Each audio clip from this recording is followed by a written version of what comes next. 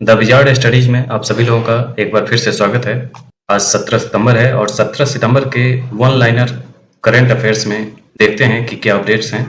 पहला पॉइंट है कि महाराष्ट्र नासिक में एक जनजातीय विश्वविद्यालय स्थापित करेगा जिसमें 80% सीटें आदिवासी विद्यार्थियों के लिए आरक्षित होंगी। दूसरा है कि अडानी ने भारत भर के 7 हवाई अड्डों पर यात्रियों को वास्तविक समय का डेटा उपलब्ध कराने के लिए एवीओ ऐप लॉन्च किया है। आरबीएल बैंक ने इंडियन ऑयल के साथ मिलकर एक नया क्रेडिट कार्ड लॉन्च किया है। विश्व ओजोन दिवस या ओजोन परत के संरक्षण के लिए अंतर्राष्ट्रीय दिवस प्रतिवर्ष 16 सितंबर को मनाया जाता है। जलवायु अनुकूल और लचीलेपन में आर्द्रभूमि की भूमिका पर प्रकाश डालते हुए भारत का पहला टील कार्बन अध्ययन केवलादेव राष्ट्रीय उद्यान में किया गया है।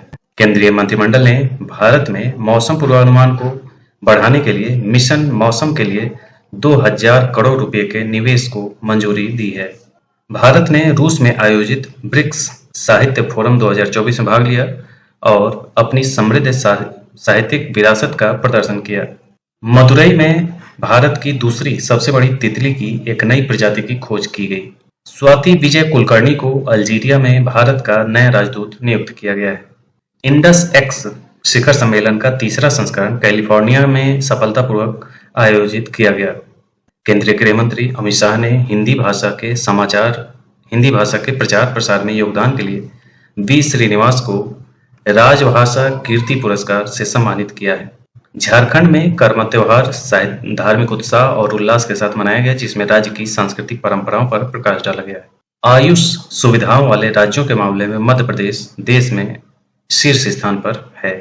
G20 कृषि मंत्री स्तरीय बैठक ब्राजील में आयोजित की गई, जिसमें वैश्विक कृषि नीतियों पर ध्यान केंद्रित किया गया।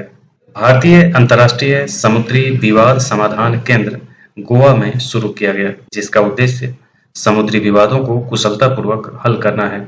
ज्योतिरादित्य सिंधिया ने सांस्कृतिक एवं आर्थिक गतिविधियों को बढ़ावा देने वाली अष्टलक्ष्मी महोत्सव वेबसाइट लॉन्च की। तेलंगाना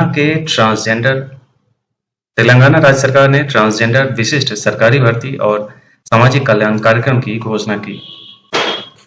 भारतीय अंतर्राष्ट्रीय फिल्म महोत्सव का 55वां जो भारतीय अंतर्राष्ट्रीय फिल्म महोत्सव था, इसका आयोजन गोवा में किया जाएगा। नेहल वोरा को सेंट्रल डिपॉजिटरी सर्विस लिमिटेड के प्रबंध निदेशक और सीईओ के रूप में फिर से नियुक्त किया गया। डीआरडीओ के साथ साझेदारी में भारतीय नौसेना ने vertical launch short range surface to air missile का सफलतापूर्वक परीक्षण किया। यह परीक्षण उड़ीसा के तट पर चांदीपुर द्वीप स्थित एकीकृत परीक्षण रेंज में किया गया। हर वर्ष 16 सितंबर को दुनिया भर में ओजोन दिवस मनाया जाता है और 2024 की जो थीम थी वो जीवन के लिए ओजोन थीम थी। प्रधानमंत्री मोदी ने 16 सितंबर को गुजरात के गांधीनगर में वैश्विक नवीकरणीय ऊर्जा निवेशक सम्मेलन और एक्सपो का उद्घाटन करेंगे।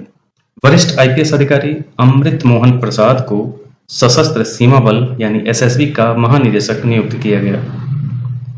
बैडमिंटन खिलाड़ी अनमोल खरब, ये नाम है, अनमोल खरब ने बेल्जियम इंटरनेशनल 2024 में महिला सिंगल्स मुकाबला जीतकर अपना पहला सीनियर अंतर्राष्ट्रीय खिताब हासिल किया।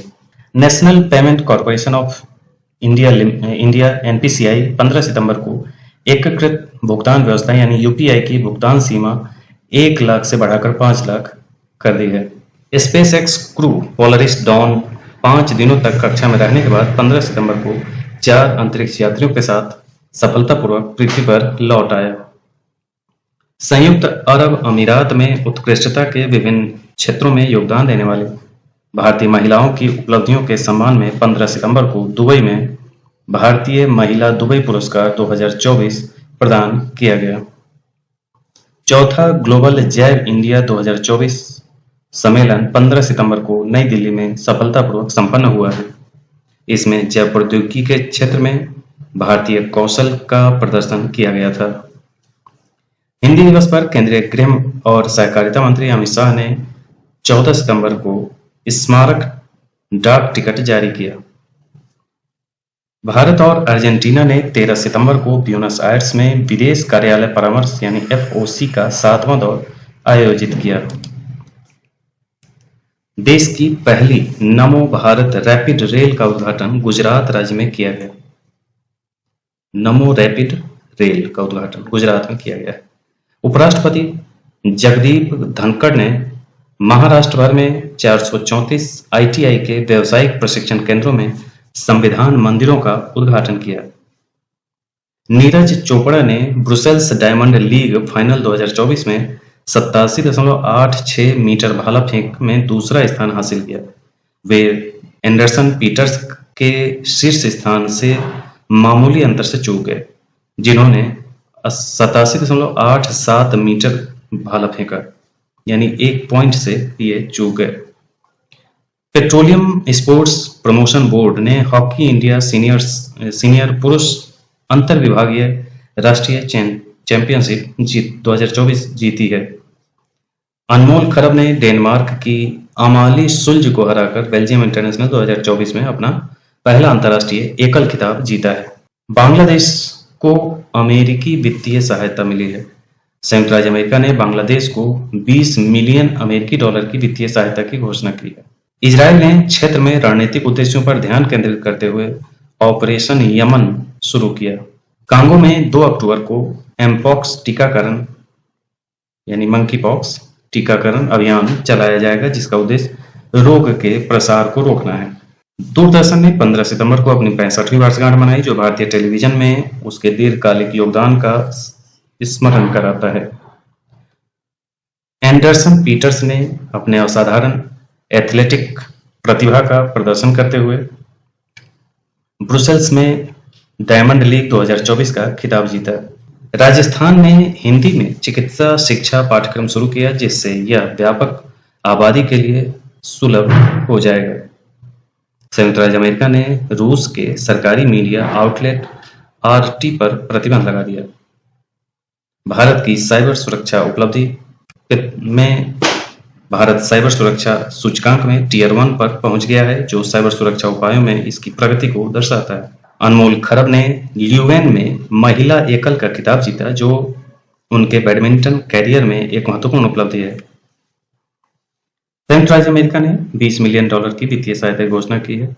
समाज में इंजीनियरों के योगदान को मान्यता देने और सर M विश्वेश्वरैया की जयंती के उपलक्ष्य में 15 सितंबर को राष्ट्रीय इंजीनियर्स दिवस मनाया जाता है।